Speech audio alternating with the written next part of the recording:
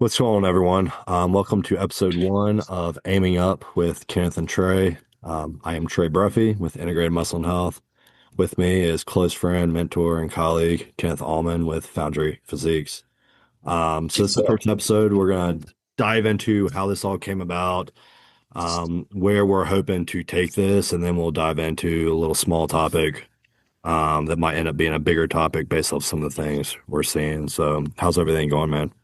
it's great, dude. I got married this past weekend, and I my life's the best it's ever been.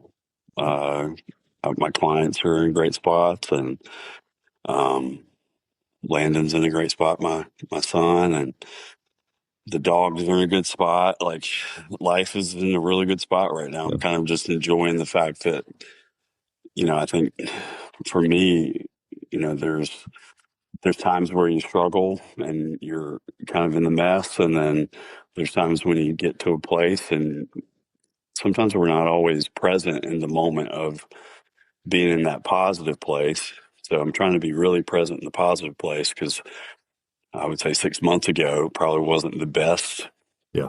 and was being really present in that point because I want to know, okay, how do I need to grow and change in these moments of suffering to get to the place where we are today. So I'm sure at some point it'll dip back down, and you got to be present in that moment too. But I think I'm gonna ride this out for as long as I can. Good. What about you? It's not been bad, man. I mean, you and I talk all the time. It's ebbs and flows, and it's Valerie and I have been trying to restructure the business stuff. I think I told you some of the stuff we're trying to do. Yeah, like changing your schedule and stuff. Trying to change schedule instead of paying a new mentor every single time. I find a roadblock. I forget I have my wife who is smart and intelligent and has been That's wisdom. yeah, it has been helping a lot. And like the Yeah, same stuff that you would recommend or her she would recommend, it's the same stuff I'd pay someone, yeah, like a business coach or whatever. So she's helping me with like kind of like time chunking. Um, yeah, I'm someone that says I'm a people pleaser, so like I just say yes to too many things. yeah. And I end up with like I think I have like 8 blood panels to do. And normally I'm like, okay, I gotta do this all like today, this week. And now she's been helping me try to like spread that stuff out. Hmm. Be okay telling clients, hey, like it's probably gonna be 1 or 2 weeks before I get to this because it's like I think Yeah. at times clients forget we have everything else to do and they don't even know the personal side of like being married and You trying have to a family. Yeah, yeah. 100%. I So think the thing too I want to add is like, because in our society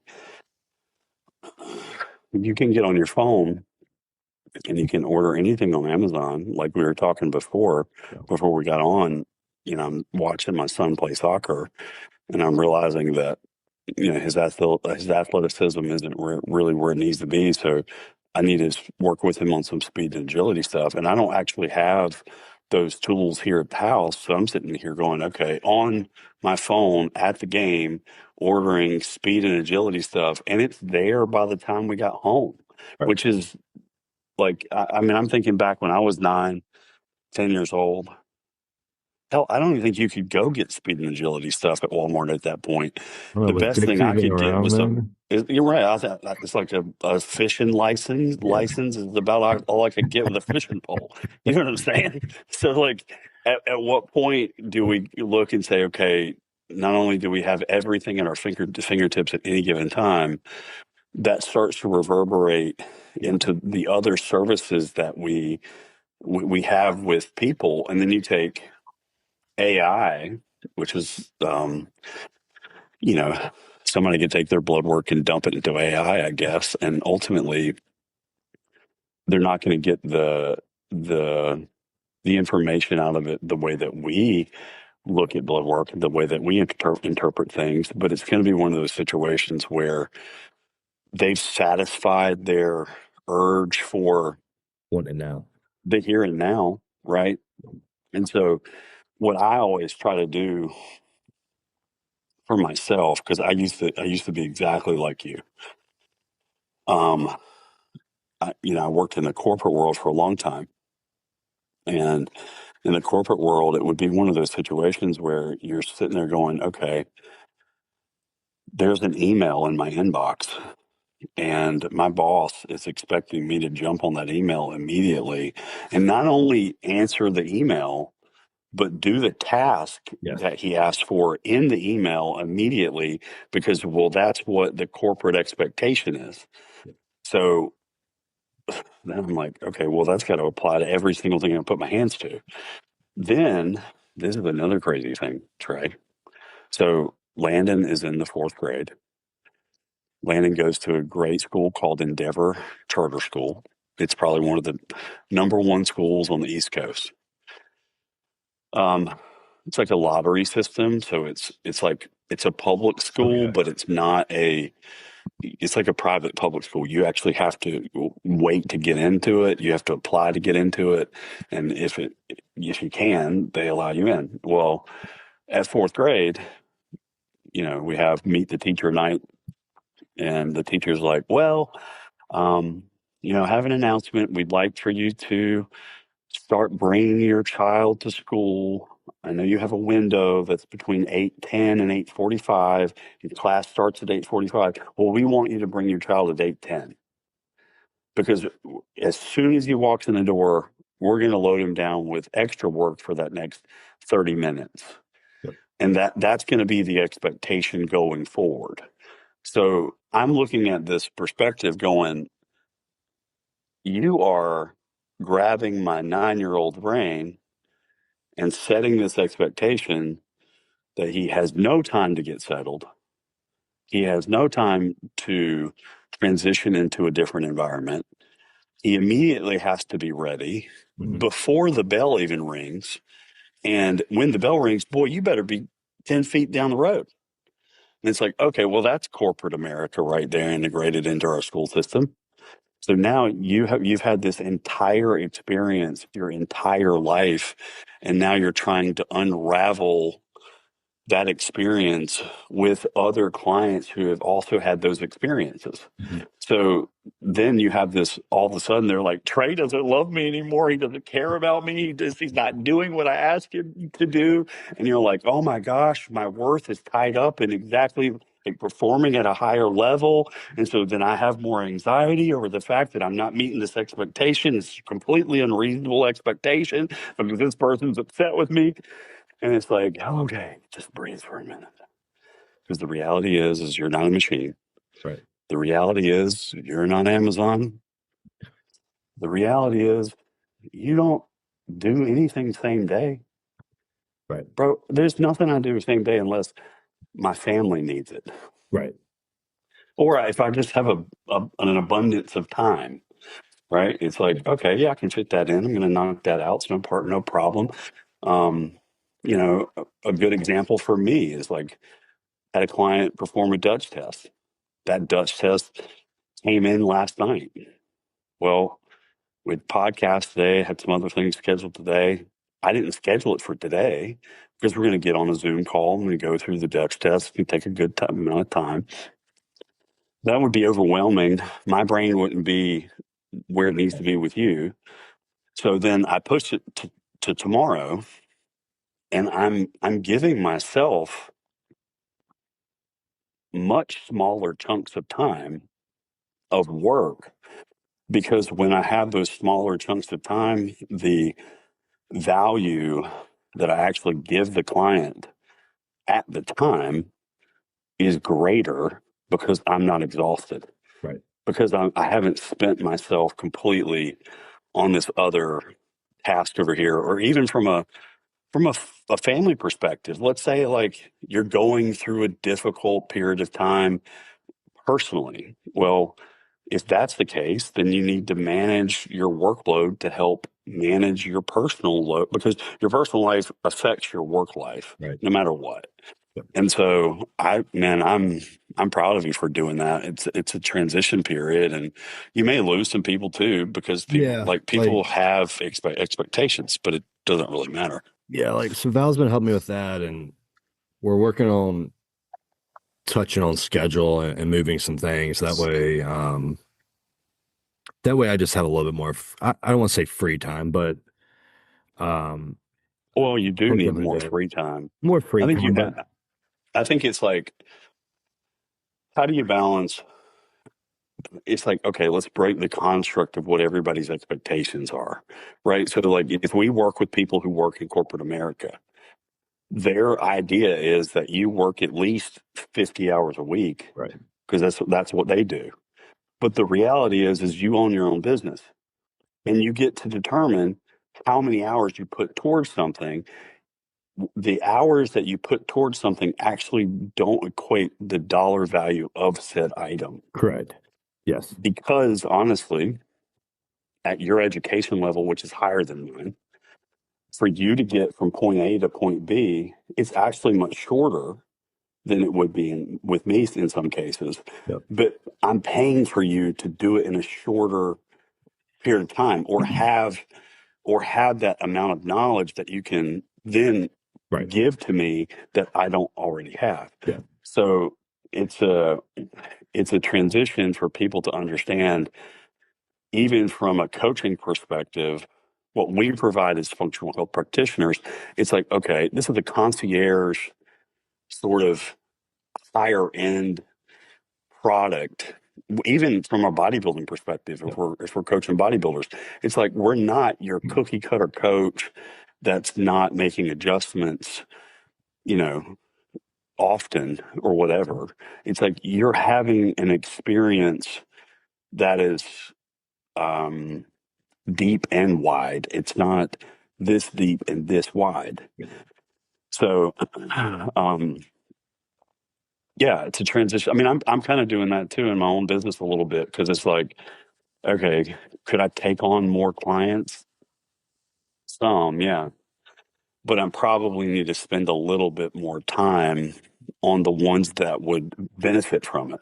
Some mm, people wouldn't, yep, right? Like I have certain people, like, no matter how much time I spend with them, they're automatic.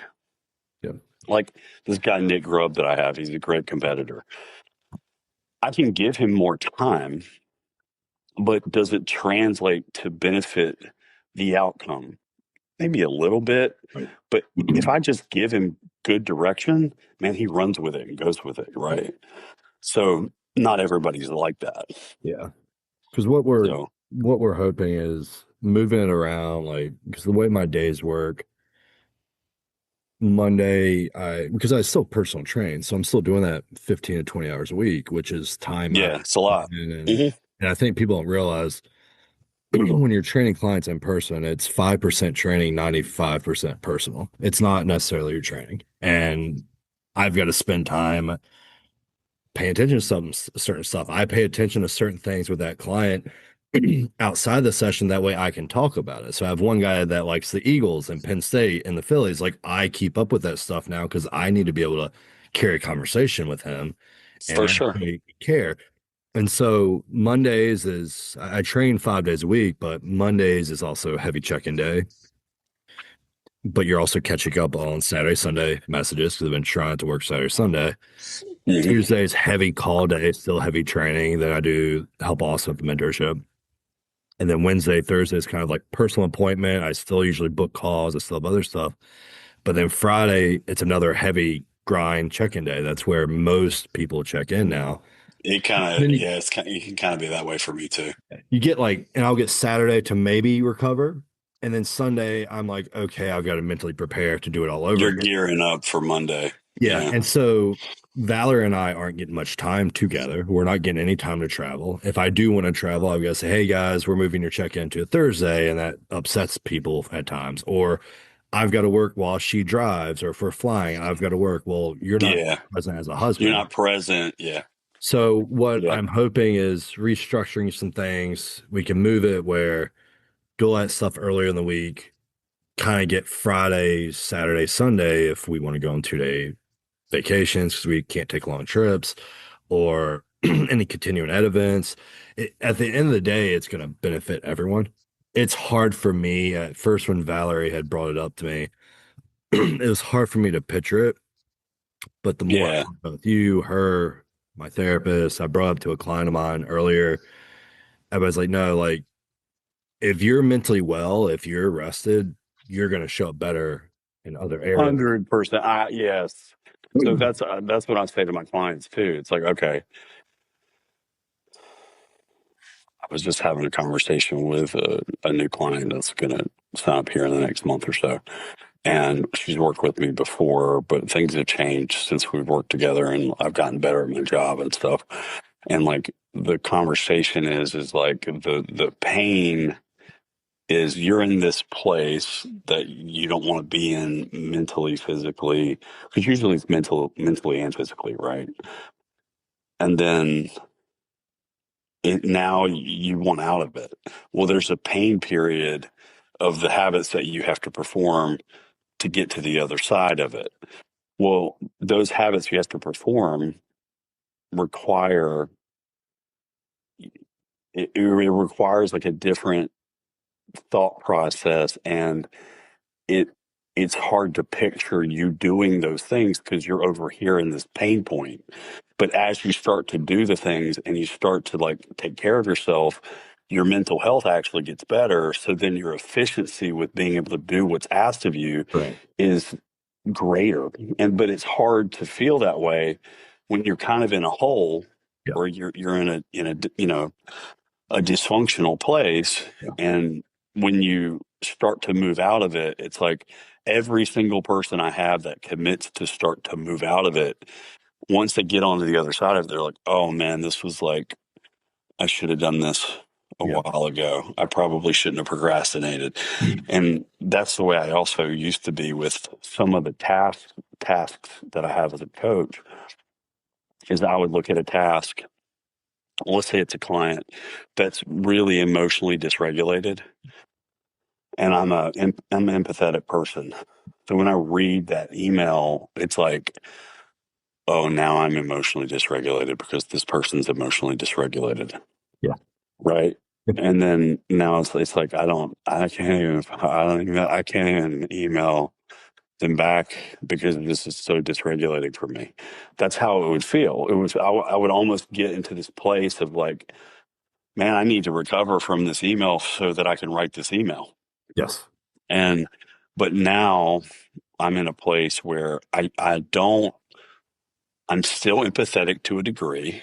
I still care, but I realize that there has to be a boundary for um my emotional availability because all of my responsibility first and foremost falls on my family. I need to be emotionally available for my family. And then if I see that it's encroaching on that, then I've got to take the onus in my business and say, all right, we have a 24-hour window or whatever the window is that we're going to answer this email, and I'm going to run it up to the edge because I need the time.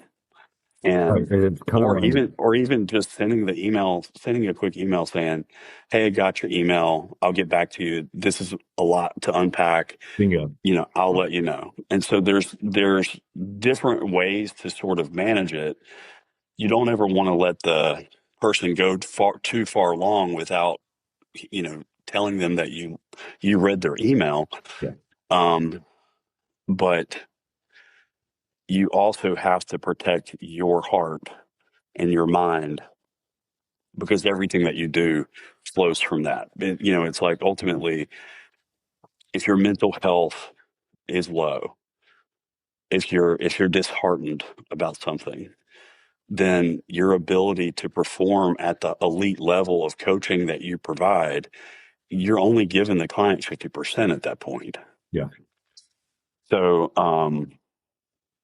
I think it's great. I Yeah. think it's probably going to Like, take a little bit of a I transition. think It's it will great. be. And I think like a couple things I always think about is like, do you want a fast response or do you want a good response? You know what I mean? Yeah. Like, sure, you might get and unfortunately, like, that's how the industry has turned into. Like, if you don't respond within 24 hours or within minutes, you're a shitty coach. When in reality, Hmm. it's not necessarily the case. Like, No. if you've got 40, 50 people, I'm sorry, do you think that that person is actually taking the time to address your stuff if they're getting back to you within minutes? If they are, great, but I'm willing to bet there's other parts of their life that you're not aware of that has gone down the wayside. And that's something I'm trying to prevent. That's one thing that comes to my mind.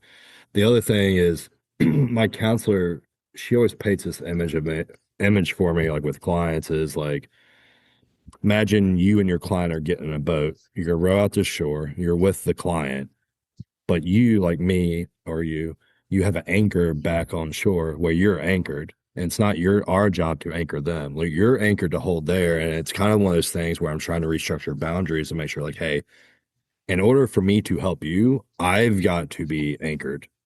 I've got to like, you got to be cool with like not ping ponging messages 30 Yeah. times a day and Yep. me trying to do that with 30, 40 plus people all the time because nothing's Yeah, it's hard. yeah. And so it's going to be a little Well, bit of an and I'll tell adjustment. you why it's hard. Like I want the audience to know this.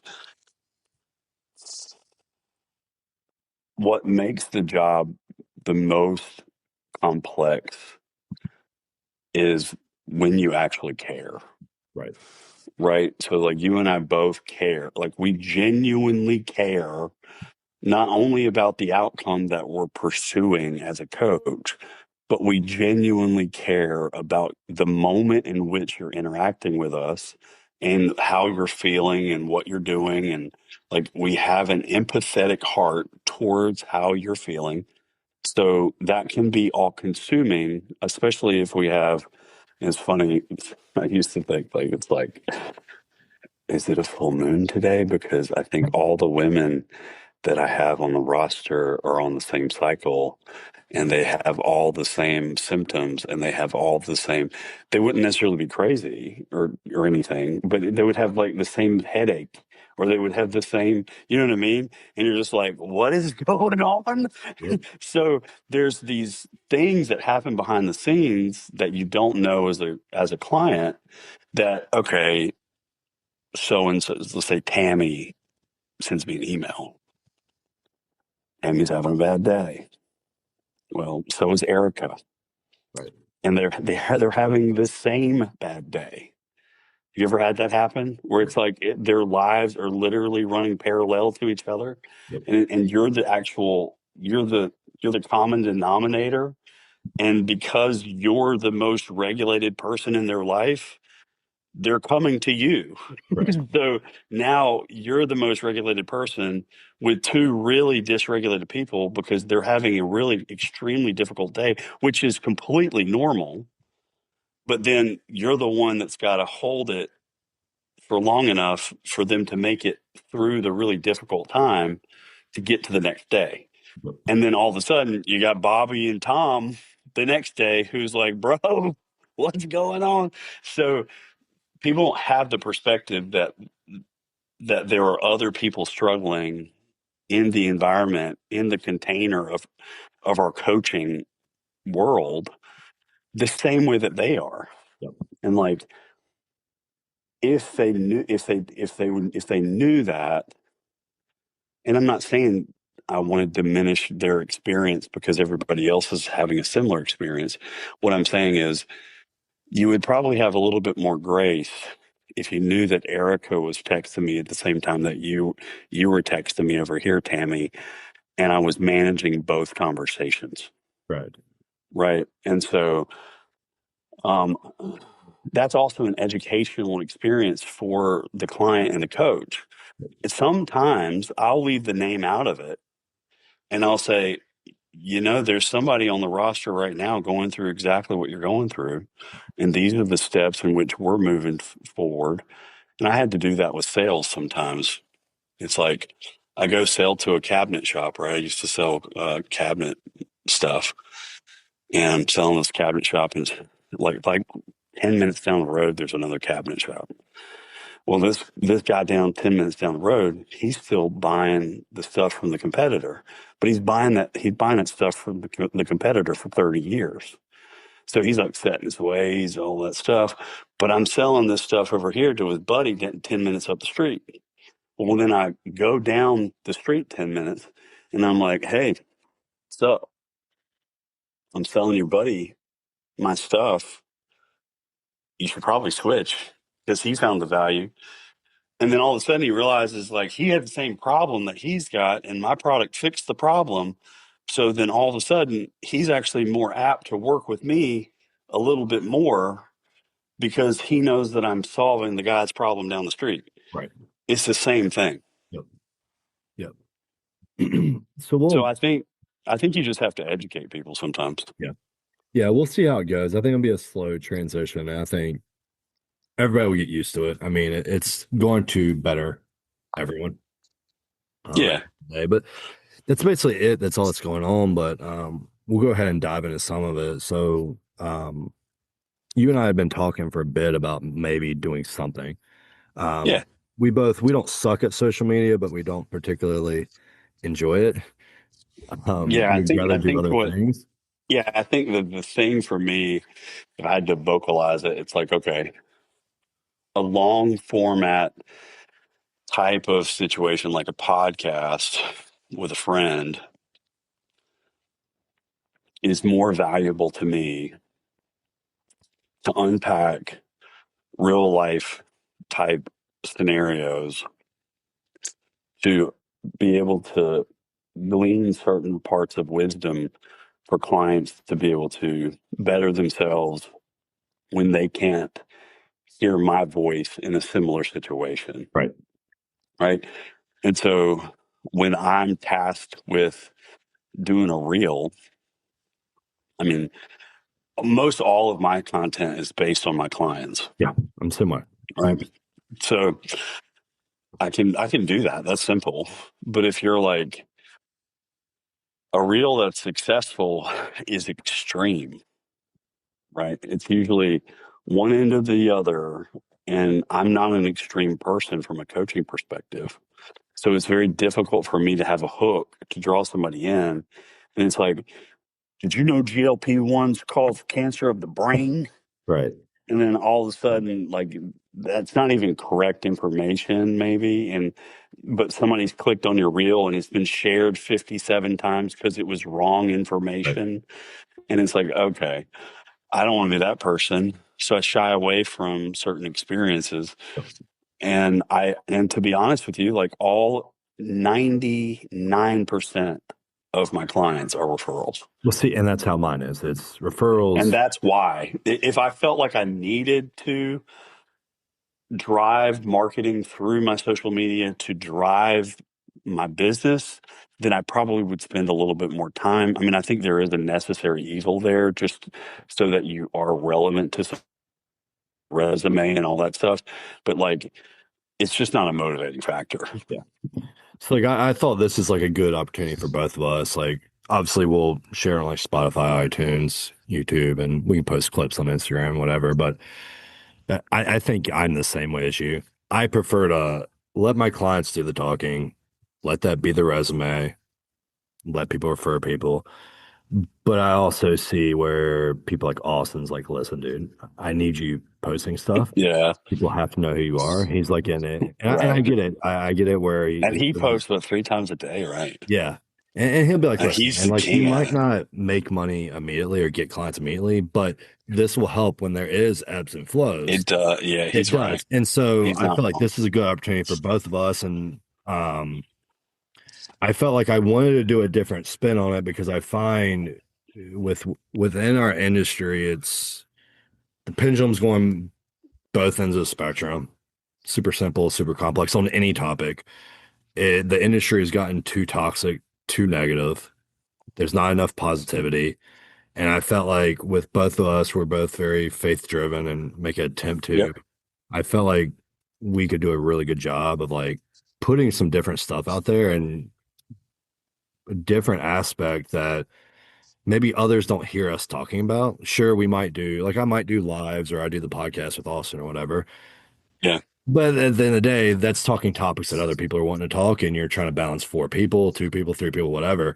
Whereas here, we both get the opportunity to actually talk. Where I feel like neither one of us are very present on social. We post our clients, we go on about our day, we do our job, and then we try to make time for your now wife, my current wife, or still wife Yeah. long term, and make time for all that.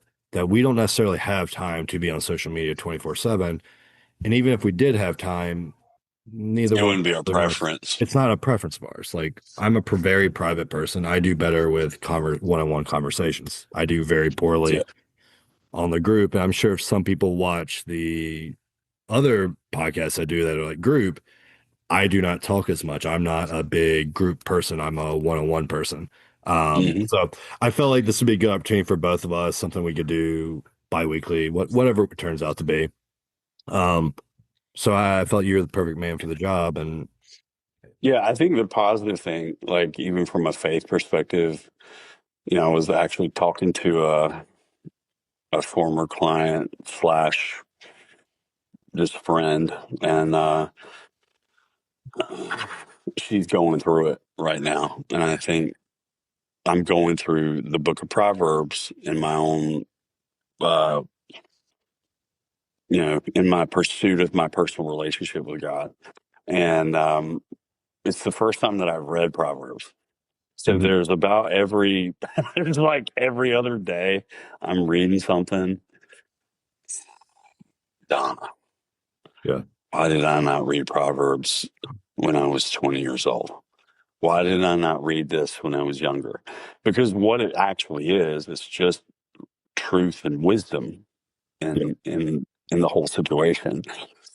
And so I was encouraging her when I was talking about Proverbs 17:22. It's a joyful heart is good medicine, but a crushed spirit dries up the bones. Mhm. And that applies to this podcast, right? It's like we want to bring a positive perspective. We want to be joyful about what we do because the reality is we have there's a benefit here for the both of us, not only monetarily as our career, but we get to impact other people's lives and heal people from sickness. Yeah. Like it's pretty phenomenal the the ability that God's given us to be able to help people in this way. And like I have some crazy cases sometimes where doctors have not been able to help them and Western medicine's just wild and crazy. And then you just start to put logical things in place and you're healing people and the joy that comes from that, not only them being joyful because they're freed from the chains of their own stuff, but the joy of seeing sort of a job well done. Yes. It's almost like going out in your front yard and mowing the grass. You're like, look at that. That looks good. And it's the same thing with a client when you get to the end. It can be an exhausting experience along the way because you're riding the wave of life with that particular individual. And if you have enough trust built between the two of you, you're able to weather those storms and get to the end result. And so some of the coolest um, things about my job are the people that have been with me the longest. Right. You get to know these. I mean, honestly, it's kind of like our relationship too. Yeah. Like I've known you for a really long time now, and when you started, you were part time. You were still working at Rogue, and now I'm just going to give you this, and I don't care whether you take the compliment or not because it's still true. You're the most intelligent coach that I know. You're the most educated coach that I know. You have the most knowledge of anyone that I know.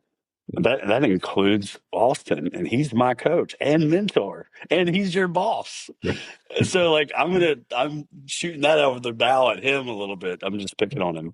But I mean you're now at his level where that's been the pursuit for you for a long time to kind of be recognized as a person of high knowledge and you're there. And man, that's a sweet thing to see from a friend perspective. It's like, wow, Trey Trey's smarter than me. Because at one point you weren't. Right. Yeah, I appreciate So yeah, it's super cool. Yeah. So like, yeah, I think this is like a good, and we can go into the topic. I just think we have a good opportunity to make a more positive spin of things.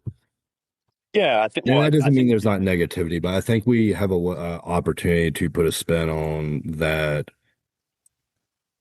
We can see both ends of the spectrum of everything. Yeah. Um, Right. it's kind of like when I train lots of clients, both online but in person, that are different, like beliefs, different like spiritual beliefs, different political beliefs, whatever. And I don't ever judge anyone on it. And I actually enjoy healthy conversation with it because I am genuinely interested in what people think. And unfortunately, when it comes to our industry, everyone's hating on everyone versus like, why don't we just have a healthy conversation and actually talk about like there's truths on both side of whatever part of the industry or whatever life you can talk about. And I think both of us do a really good job of hearing all aspects, but then also putting our personal spin on it, Yeah. without shaming other people, without having to Yeah. say people's names and companies' name, without bashing people, and without having to, at the end of the day, it ends up making us look worse as human beings if that's the only Yeah. way to get our point across. So I felt like this is a good opportunity where we can do that and take a spin that I don't personally see as being done much anymore. It's kind of like when I think about John, like I know John Meadows was like close for you. John was like my idol as a kid. Like my senior project in college, he took time out of his day to do a phone call and do interview with me. Like, and Hmm. every time I would table for Project AD, he was always the guy next to me, and he'd take time to get to know Valerie. And but that's who I think about with how I want us to do this and how I we've been trying to carry it is John was always very positive, even in the times of maybe where less than ideal things happened to him, whether it was supplement stuff. And anyone Hmm. that's followed John knows past history stuff. He's always had a positive spin to it. And he's always been realistic without bashing everyone. And if it did involve honesty, he wasn't trying to hurt the person. He wasn't trying to hurt Yeah. people to get what they He was off. trying to protect other people from people potentially experiencing similar Yeah. things that he We're had trying to happen to him. educate in the process. I Hmm. think both of us Right. can do a good job of doing that without having to stroke our ego, mess with Yeah. other people, and that type of thing. So, for the first topic, I mean, we'll just play it by ear, but I felt like just finding middle ground and coaching, and that could be bodybuilding, it could be Yeah. functional health, it could be anything, because like we're seeing the pendulum, it's always one way or the other. And I'm not going to argue, I'm Yeah. not going to disagree that there are times it needs to swing one side than the other. But if we use coaching right now, it's two extremes. It's either super simple, super complex, if we're talking health. If we're talking bodybuilding, it's like, okay, safer use model. If you use diuretics, if you use anything that's not testosterone, masteron, primo, or anything that's bioidentical, you are unhealthy. You don't care about the client. Then you got the clients here. It's like, hey, like you just need to up the CCs. You need to take more. You need to eat more and stop training with reps in reserve or whatever volume models they're talking about. It's the Yeah. same thing with everything. So like I felt like we could just see where that goes and talk about like, hey, like both sides are right. Both sides are also Yep. wrong. There's a time and a place, and I think both of us do a good job of implementing that and knowing when to implement that with our clients. Yeah, I think with bodybuilding in particular, just to start off with, it's like, okay, I'm a health focused bodybuilder within my own life. Like Austin and I plan on starting prep probably in the next month or two. And I want to be healthy because I have a family. Um, I also want to set a precedent that you can do it as healthy as you can for as long as you want and still live a life that's not going to be impacted negatively by bodybuilding. Um, However, by definition, bodybuilding is an extreme sport. Right. So if you want to be extremely healthy, then you probably are not going to optimize your bodybuilding journey as much as you want. Yes. But if you want to be extremely unhealthy, you're probably not going to optimize your bodybuilding experience the way that you want. However, there's times where if you have a more advanced person, maybe even like myself, and that person has been healthy the majority of the time, and you want to throw in a compound, or if you want to throw in a dosage, or if you want to throw in whatever given thing that's perceived as the devil for a length of time to see how said person would respond, well, by definition, that's bodybuilding, Yes. right? So let's do that, but let's do it with an education behind who you're doing it with. For example, let's say it's me. Let's say I go to Austin. I'm like, I want to do 20 IUs of growth a day. Yeah. He probably would say, if you can afford it, dude, let's see what happens. This is going to be fun, right? If it's a person who has a highly addictive personality and they just got back home from rehab and GH is going to be the gateway drug into heroin, you probably shouldn't do it, right? So there's context there. If you have somebody that's an unhealthy, unfit person to do bodybuilding, maybe they shouldn't. Um, Now, there's times when, like, I have a particular client right now. We've never done super extreme stuff. We've skirted kind of on the edges of female PEDs. And now I'm pushing her way far over here because to the health perspective, because we got her blood work back and it's not good. It's not good because, well, we pushed the edge over here to make progress, and we made progress that we wanted, but the pendulum has to swing back to some degree for a period of time. And so you can't always ride the middle for body. I mean, you could. You may not get the progress that you want to the degree that you want, but it depends on how long you do it. Yeah. I think the rule in bodybuilding is anybody can go pro. It just depends on how long you do it. Like Paulin. Like if Paulin would have met me, my client, who I turned pro a couple years ago, who's a genetic freak, if he would have met me in the beginning of his career, he probably would have turned pro within 2 or 3 years. But Right. he coached himself for way too long, right? So when you look at it like that, it's like, okay, well, that's a short experience for him. But for me, and I'm going to try to go pro as a master's pro, I might be 57 before it happens. Who knows, you know? Right. So um, I think that's my perspective on bodybuilding. Do you have a certain I perspective? mean, I agree with like the bodybuilding stuff because there's a time and a place for everything. Like, Right. and it's always interesting because like um I don't remember how long you've been coaching, but like I think back to when I was 17. 2013. Okay, so that was 2013 too. It was 2012. It was right before it was my senior year of high school. And that's when I started coaching some of the wrestlers and coaching like people I knew in the school in the gym.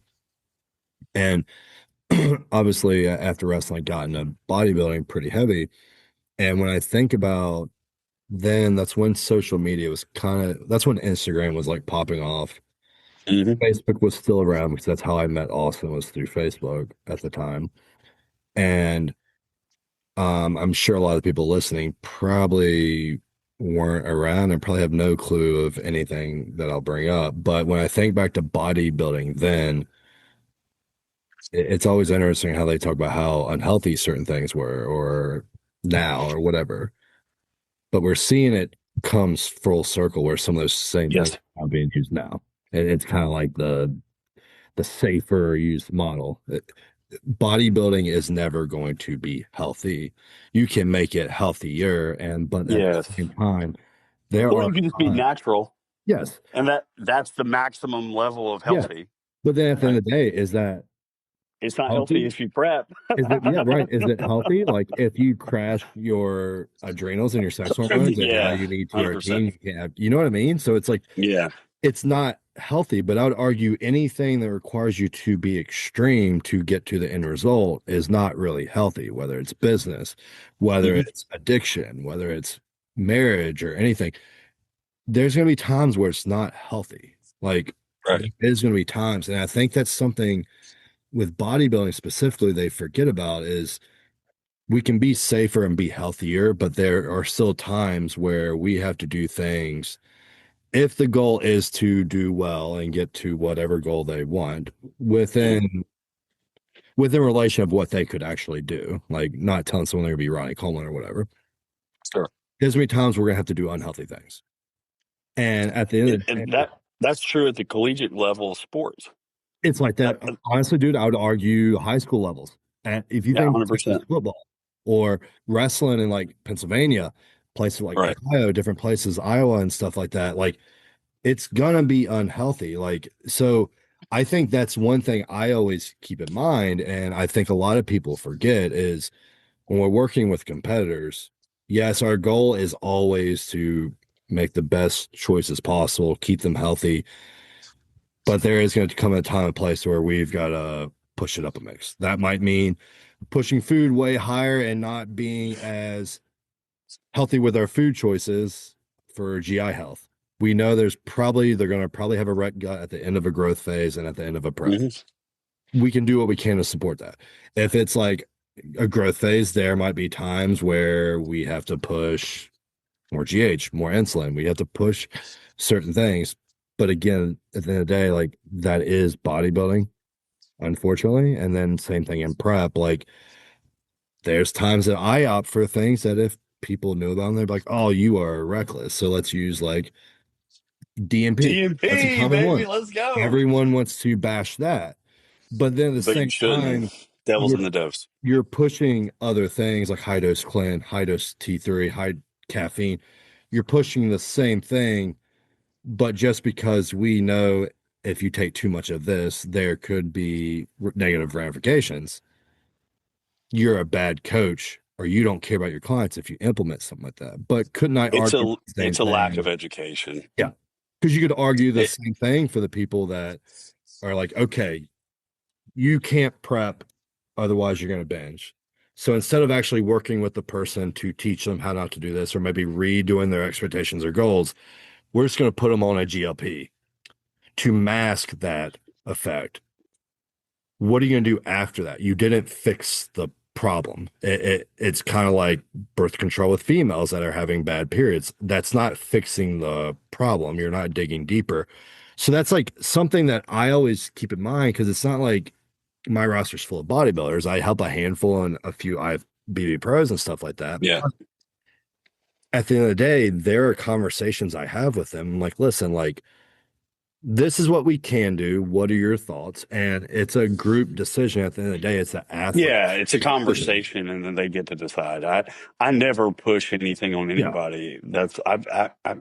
In fact, sometimes I can be real conservative by default because honestly, like the lineage of the coaches and mentors that I've had has always had me do nothing but that type of thing. Yeah. Right. So ultimately, like I found myself with a client like a few months back where I was like, oh wow, I've played it so conservatively here that he's reminding me that we're kind of below a normal level of anabolics that but and he's done well, but he's like, hey, can we do a little bit more?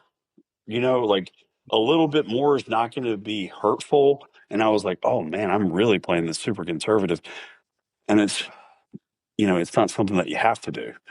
But then, talking about all that stuff, uh, from a functional health perspective, functional medicine perspective. Very much. So when you have a client who has a functional health issue, there's all these, I would say, and you correct me if I'm wrong, there's three types of people. One is healthy, which we never get. Right. Two is diseased. Three is autoimmune. Yes. So so now that you have the scale, you have healthy, autoimmune, diseased. Middle is diseased. Autoimmune is the extreme. Healthy is the other extreme. Well, the majority of the people come to us between the disease state and the autoimmune state. So depending on the approach, so let's say Tammy walks through the door. She has Lyme disease, Epstein-Barr virus, Right. and Hashimoto's, SIBO, and she's currently in therapy for PTSD. She's all the way over to this far spectrum, right? And she's gone to all these various doctors, and all the doctors have like blasted her with antibiotics and all kinds of stuff, and her immune system's completely shot. So now, as a practitioner, what do you do? Well, you got to bring her to healthy. So the pendulum's got to swing all the way to healthy. How do you do that? It's probably going to require some supplements, Right. right? It's probably going to require like a good handful of supplements with every meal. Yep. And then, like, it's probably going to require a vast amount of rest that she doesn't currently do. Yep. And it's probably going to require, like, I don't know, an entire uprooting of her entire lifestyle. So that's extreme, right? Well, then you have say it's a diseased person that walked in, they got low T, they got, you know, maybe a little bit of gut dysbiosis, some H. pylori or something. And, but their life is generally fine. And you put them on some TRT, you give them some supplements to kind of eradicate the H. pylori and support their digestive health. And you create good habits in and around that. And you teach them how to train and live their life in the right way. Well, to some people, that sounds like you're taking advantage of them because you send them over to the clinic to get TRT that you're associated with. And you know the perspective is that we're getting some sort of crazy paycheck off of that, which is not the truth. And then there's a discount code to your supplements that you prescribed, which honestly it's just a discount code to help alleviate the fact that I have to even give you supplements in the first place. And the little bit of a gift card or a couple dollars that I get from your order ain't making a big impact in my life. Right. So, but if you put that scenario in certain people's content on social media, you're Satan himself. Yes. And so, but but also you're Satan because you're an extreme person over here, actually correcting someone's autoimmune issue that nobody else has any concept over because well Western medicine doesn't have the wherewithal or the time or the ability to prescribe the testing or the know-how or the life experience surrounding this situation. And also let's just talk about the time that we spend with a client versus a doctor. Right. How much time do we spend with the client versus a doctor with a 15-minute call? They can't unpack things the way that we do.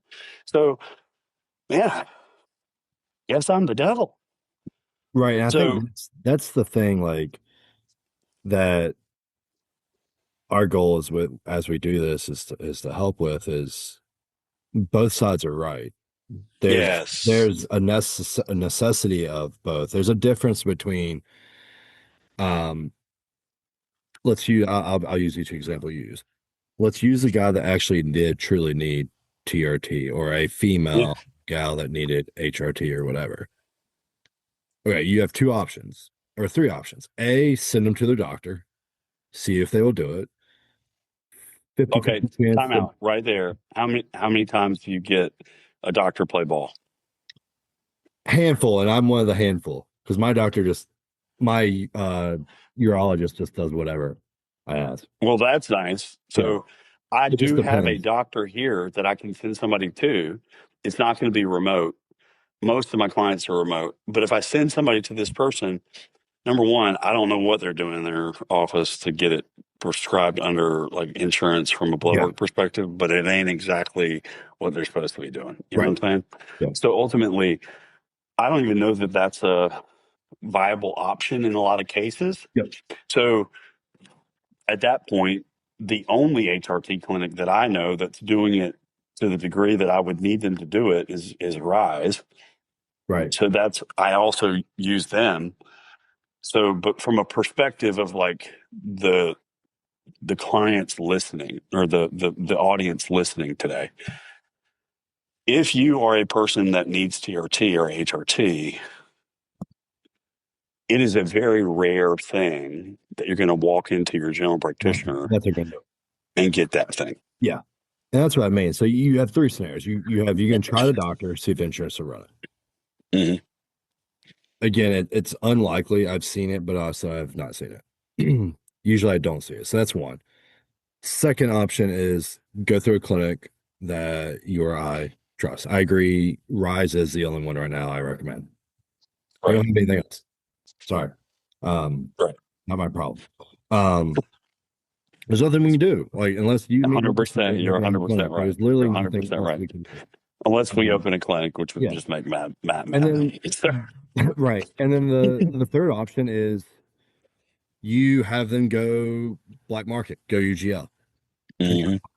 So at the end of the day, if the person, whether it's male or female, needs a, what am I going to do? I'm going to make the professional recommendation and say, hey, try your doctor or try a clinic.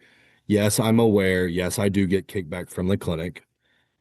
Everyone that works with me is very aware of this. Every kickback I get from Rise, which is very little, I well, now they pay it to us. We get it in our account. I used to keep mine at Rise, and I use that to apply to clients' lab work. I Right. have four people that got $50 to $100 to help with lab work this week within the last Right. week. GI maps. I have a guy I'm sending out my GI map to him to help because he doesn't have the money to do that. Hmm.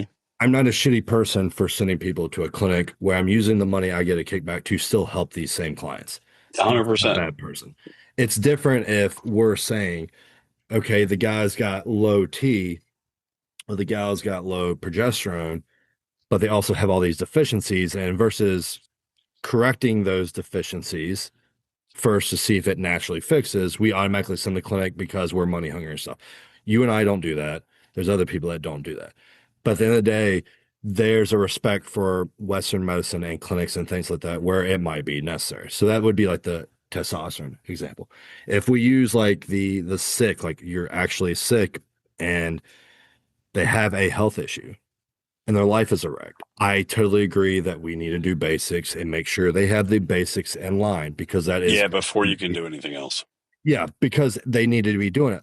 But at the same time, they most likely will need some support. Does that mean they need 100 supplements and they need No. peptides? They need GLPs?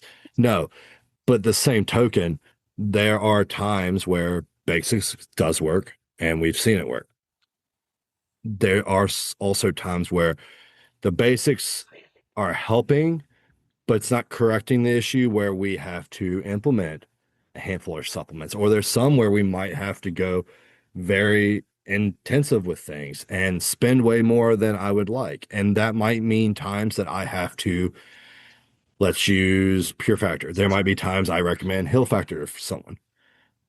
9 times out of 10, I try to go through a like iHerb to get everything discounted. But at the end of the day, if the same three things are like in Hill Factor, and maybe they're spending $5 more, but there's only one thing they keep up with versus three or four things they keep up with. The Yeah. client's gonna be Right. less stressed. They're gonna do better.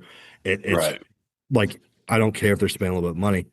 That kickback isn't to benefit me, or it might be sending stuff to Dave's company, the Collective Supplement Co. Like I might do 100%. that. Is that to feed my pocket? No, because I would still give them the same things from iHerb I still search for a discount code of every single place I ever recommend anything, even if it's nothing for us. It might be someone I actually do not prefer. But at the end of the day, I Yeah. try to do what's best to save that client money. And so Right. I can sleep at night because trust me, you and me or anyone doesn't enjoy prescribing or recommending a bunch of supplements or recommending anything. We would love if we could just say, eat 3 or 4 meals, drink some water, go on a walk, fast, do whatever. We would love if that was the option, but unfortunately, we're not at that place. And even Well, we used to be. we used to be, but even then, like Yeah. our water sources suck, our food Yeah. sources suck. Yeah. It's changed. Everyone The is world's stressed. changed. Mental health is the worst it's ever been. I would say the world in general is probably the worst it's ever been. It's only going to keep getting worse until the day comes. Yeah. And that's Yeah. part of the process. There's nothing any of us can do about it. We're not bad people for pushing that. But where the pendulum can swing the other way is the people that are like, okay, like I've got a full script account. All of your supplements are here. Yes, you could get that supplement $30 cheaper on iHerb, but I need you to go through me. That's the difference. Is that person, yes, they're recommending what you need, but if you can get the same product, save money, but they're still insisting you got to come through their full script account or whatever specific account to spend $30 on the exact same thing, then yes, that is where the pendulum is being swung too much. Or if you're automatically being put on a GLP or you're automatically being put on 50 million peptides or supplements and you have no Hmm. test, you have not practiced basics, you haven't had that conversation about counseling, mental health, relationships or anything, then yeah, that's where I can see that pendulum is swinging too much. But at the end of the day, like what we're trying to explain is both There's a sides time are and a right. place for There's a everything. time and a place. Both sides are right. Because you order lab work doesn't mean you're a bad person. Just because you only do basics doesn't mean you're a bad person. But at the end of the day, both sides of the spectrum are also wrong because at the end of the day, if you are saying you only need to do the basics, you cannot do this, and we sell someone that pipe dream that they will get better for that, but it actually requires that they're going to need some type of support and some type of testing that we're not going to be able to always get from a conversation or by trying to get them to do counseling and nervous system regulation or whatever. You are letting that person down. You in theory can be manipulating that person, thinking selling a pipe dream. Yeah. But then the Hmm. other side is because I'm going to be very fair to everyone, the extremists that are protocols and you got to do this and you got to do that and you have all this process and it's cookie cutter stuff. You're doing that person a disservice if you're only pushing that stuff because that's the only way you know how to do it, or you're getting You're some. lining your pocket. Yeah, and you're not doing to think about that client. I think that's what both sides are missing right now, whether it's health or bodybuilding, is you are doing a disservice if you're not meeting the client where they're at. And that's what you and I always try to do is meet them where they're at. And that might mean, yes, basics is all you need because you don't even drink water, you won't go on a walk, and every single time you sit down to eat a piece of chicken or fruit, you're also eating a candy bar. Yes, I'm going to focus on basics. For others, it might mean, hey, like you've got some GI stuff going on. Yeah, we can do some baseline support supplementation. Do that. We'll go off your symptoms. We'll do some blood work. But why don't we just be safe than sorry and do a GI map at the same time of the blood work and just make sure we're Yeah. missing it. Yes, it's gonna cost a little bit more. Yes, like I in theory like to go in order of those three, but recently I've been talking about doing both or all three at the same time. Hey, let me offset the cost for you because I know it is upfront cost, or let's fix Yeah. I've done a combination of things to speak to that, not to interrupt you, but so at one point in time, I would make it mandatory for people to do a full panel, Yep. a GI map, and a Dutch test Yep. because I was just like, I want to know what I'm dealing with Yeah. because I don't want to be guessing. And that was honestly earlier in my functional medicine, approach. And so then I went all the way to we're just going to do basic blood work. Yeah. And the basic blood work is going to tell me if you got issues, but I'm going to prove to you that you have issues through the blood work, and then that's going to entice you to do the GI Oh, map. yeah. And then, but also then you were kind of talking about this one type of client that every time they sit down and eat a piece of chicken and a piece of fruit, they're eating a candy bar and they're not drinking their water. So they don't have the basics down. I can't coach someone out of gut dysbiosis who operates that way. I 100%. can't coach someone out of, um, this is an extreme, but I'm using it, adrenal crisis Right. from that with a person that doesn't have the basics, right? So, like, there's all of these scenarios where you have various different levels of people. I will say, for me, it is it's a um, it's a 75% chance that I have a diseased person not doing the basics, who need the basics and some support. And then once we get to a pretty stable level of them taking care of themselves, then we can progress into a protocol that Bingo. will bring them to a level of health they've actually never experienced Yeah. before. And when someone actually, it's so funny because this is me. So 2021, I lose John. I go to Austin. The very first thing, dude, I was pissing out of my butt like it was nobody's business, bro. Like I was like, I couldn't make it between meals without Right. using the bathroom. I was miserable. So the very first thing I did with Austin, I was like, we gotta fix my gut. I don't know what we're gonna do, but we gotta fix my gut. And he fixed my gut in 8 weeks. Yeah. What the reality of it was, looking back, it was just a small case of SIBO. Yeah. It wasn't anything major. Yeah. And so he fixed it. And dude, I had never in my life felt so good in my life. My Not only my digestive system worked so much better, I dropped 10 pounds of inflammation. My knees didn't hurt anymore. I didn't have tendonitis in my shoulders anymore. It was, I mean, it honestly, it changed my life like Jesus has. Right. I was walking around preaching the gospel of gut health to people, and I was like, "Hey, have you met gut health as your Lord and Savior?" I mean, that's how extreme I was Right. about just talking about it.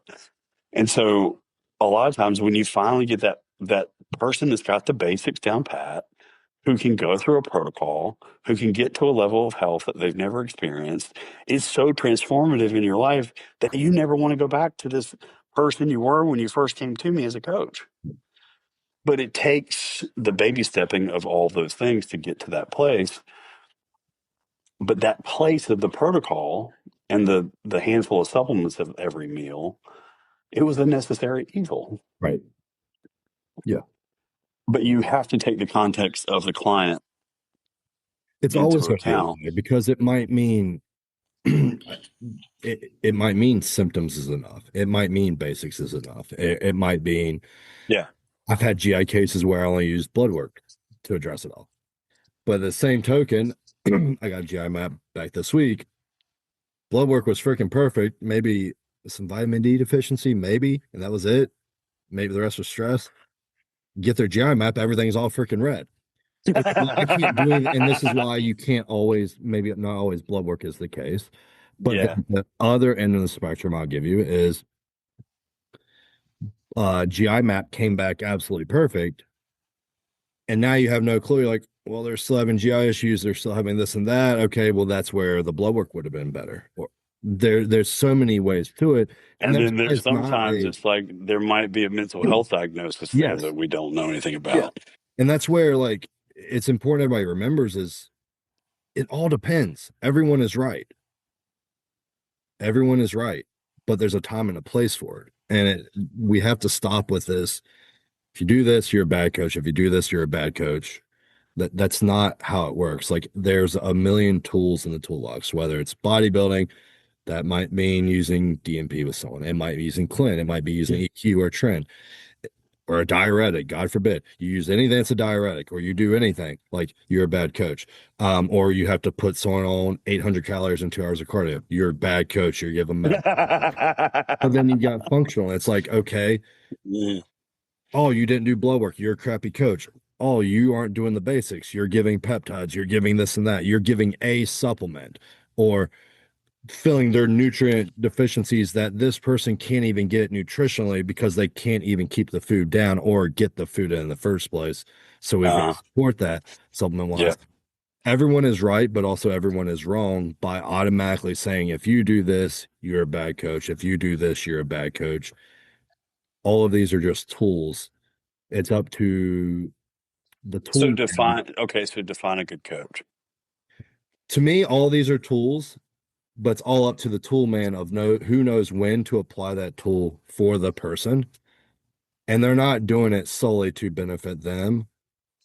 That is, in my opinion, a good coach. And that good coach also is not afraid to say, hey, I know I mentioned we could only, I'm confident we can do this. I was wrong. We've got to go a little bit more aggressive than I want to do. We might have to do some labs, or maybe, hey, like I got this wrong. I shouldn't have you. I thought you were ready for a protocol or to do this and that, but I was wrong. I apologize for that. Let's go back and make sure we're doing the basics. Clearly, what we were doing, though on paper should work, it's overwhelming for you. So I was wrong. Let's go back and work on this. Or another good coach would be like, hey, I truly don't know what is going on with your labs. We've tried everything, it's not working. But on my dime, I will go find someone that does learn, and we will make sure you get going the Mhm. right direction. Yep. That to me is a good coach because you are one, being transparent with the client at all times. Two, when you jack up, when you truly it is on you and maybe you just made the wrong call, you are able to be accountable and go to that client. The next thing is you're not doing it solely for the benefit of you, whether it's brainwashing them, whether it's to feed your pockets, whether it's to give a pipe dream that if you only do XYZ, you will be better. That to me is a good coach because Okay. it's So all, let me bake it, let me like break it down to something simple. yep. So a good coach, what you're saying, what I'm gleaning from what you're saying is he leads, he provides for his client, he protects his client, and he cares for his client and their well-being at all times. So you lead your client, you provide for your client, you protect your client, and you care for your client at all times. And that's really like, okay, if I'm an audience member and I'm having an experience with a coach and it doesn't sound like this, would I say go dump your coach? No, I actually wouldn't. I would tell you to have a conversation with your coach because you don't know what's going on with your coach for them to not be where they necessarily need you to be. Because if every single time I failed at doing that with a client, I'd have no clients. Because there have been various times in my life where I've been so dysregulated as a human being myself, and I'm also being coached by someone myself that if someone didn't have the grace for me to come to me and say, "Hey, what's going on? I feel like you're not on top of your game. You're not where I need you to be. I'm, I'm upset with this service or lack thereof." Then, man, I'm so thankful for the people that have given me grace. In fact, the majority of the clients that I've had for 3 and 4 years, which I have a good handful of people that have been with me 3 or 4 years, which in this industry is Right. strange. Yeah. Um, those people have given me the most grace. And and we've had the most progress, and we've done the most extreme things. Yes. No. So it's like, you're right. Everybody's right. Everybody needs to calm down. Everybody needs to reevaluate their motive behind their business. And if your motive, your overarching calling to being a coach is to lead, protect, provide, and care for your clients, then you're a good coach. Yep. Outside of that, you're not one. Yep. And you probably need to get some therapy yourself, because it takes a lot of self work to get to a place of being a good coach. Notice it's not how much money you make. No, because Yes. boy, if that was the case Yeah. a couple years ago, I would have been a We'd really bad coach. have to pay them to work with us. He's right, 100%. I got my coffee mug on the side of the street Yeah. going, anybody got a couple $100? Oh, sir, can you spare me a quarter? Yeah. Yeah. Heck, last year about mid-year was about like that too. We'd be So looking it just like kind of depends on the situation. we'd be like Tiny But Tim from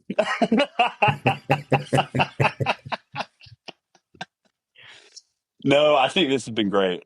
yeah. I think it's been perfect, and so I'm excited for Val to post it and Yeah. um, We'll get it chop it going. up too. If we can get some clips and post it, Yeah. that'd be great too. Well, my thoughts are I gotta check. There's a few different like hosting platforms I used to use. Mhm. So I've got to check and see which one, because they've all changed what they do now. My thought was get it up by Friday. Yeah, And then once it's done, we can post it. We'll be able to start getting clips, and then we can just start posting. We can just like collaborate and put it on both ends. yeah, that And works. then And on top of that, man, like from a scheduling perspective, and if you want to do it every week, I can do it every week too. But I don't I want to think overwhelm you. no, like I think making the time to do it'll be a good idea. We'll keep chatting with it. I picture it Yeah, every week or every other week, and then literally we can come up with different ideas, different topics. If anyone listening, y'all have topics that you want covered, and you want it to be not salesy, pretty transparent. I don't really care what it is, because I don't want it to be just health and fitness. oh, I don't either. And I'd I think rather. I like mean, with our name, it's aiming up. It was and it's your idea, so I give credit to you, but it's given it to God. yeah, And I think if you even look at the logo, I don't know if you're familiar with it. Have you ever seen, geez, let's see. Have you ever seen the images, the symbols where it's like Jesus is God sending Jesus, and it's like he passes and then he rises. You know what I'm talking about? yeah, yeah, yep. But the logo, it actually looks at It that. looks like that. Yeah. Yeah, it And does. I saw it and then Val saw it at the same time. But I really want us to be like not loose, but like not something that has to be super scripted where we have to have things. And it Me might be neither. like some weeks where we talk about cases Life. or Yeah, mental health or anything. I really want it to be something that works for everyone. And the biggest thing yeah, is just keeping it positive. Even when we were talking with that topic today, it's like it was very positive, in my opinion. It didn't have to say this person or clinic or whatever is bad. It didn't have to say, hey, if you do this, you're a bad person. It's being like very transparent, like, hey, there's a time and a place. So I think whether weekly or bi-weekly, different topics, I think it'll be good. So I'll get it posted. We'll get some clips. I'll get it on YouTube. I'll make a YouTube and I'll add you as a user. perfect. We can both be on there, and then we'll get it going, man. I'm excited, dude. Sweet. Well, thanks everybody for listening. We'll have this up at the end of the week, and we'll talk to you soon. Thanks.